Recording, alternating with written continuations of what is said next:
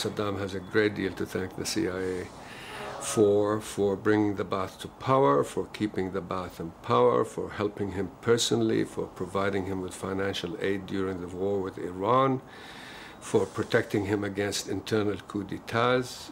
It's a continuing relationship from the very early 1960s until now, and it's a love-hate relationship.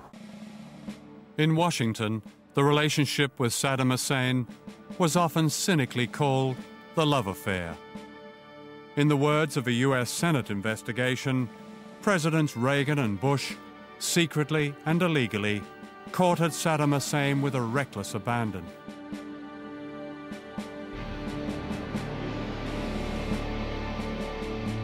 In Britain, the same love affair blossomed between the Thatcher government and Saddam Hussein. We've got an order for this one.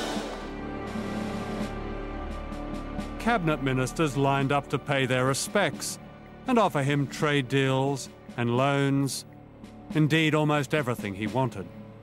They sold him helicopters, they sold him ammunitions, they sold him electronics, they sold him anti-nuclear, biological and chemical warfare suits and boots. They sold him very important equipment. Britain, like many other European countries and America, all sided with Saddam Hussein in the war against Iran, and they did not want to know anything else about what was happening inside Iraq, who is opposing Saddam Hussein, what violations of human rights were taking place.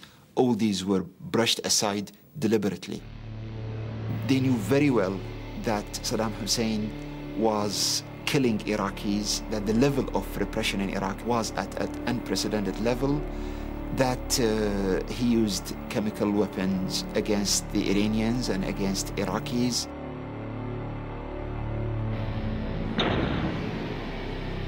The ingredients for Saddam Hussein's biological weapons often came from Britain and America, using anthrax made at Porton-Down laboratories and botulism developed at this company in Maryland, near Washington. It was because the West had sold Saddam Hussein the means of making so many weapons of mass destruction that when sanctions were imposed, the Security Council insisted he destroy them. One of those sent to do the job was Scott Ritter, a chief United Nations weapons inspector in Iraq. In 1991, Iraq had significant capability in the area of chemical weapons, biological weapons, nuclear weapons production capability, and long-range ballistic missile manufacturing capability. By 1998, the chemical weapons infrastructure had been completely dismantled or destroyed by UNSCOM or by Iraq in compliance with UNSCOM's mandate. The biological weapons program had been declared in its totality late in the game, but it was gone. All the major facilities eliminated. The nuclear weapons program, again, completely eliminated.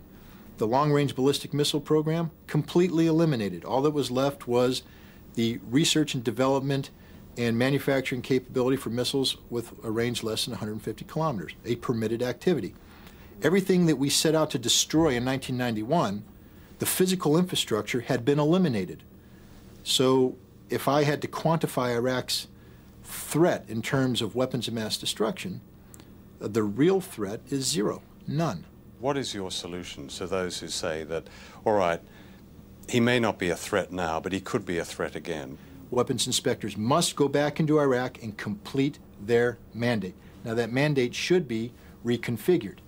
The mandate was drawn up in terms of quantitative disarmament. Account for every nut, screw, bolt document that exists in Iraq.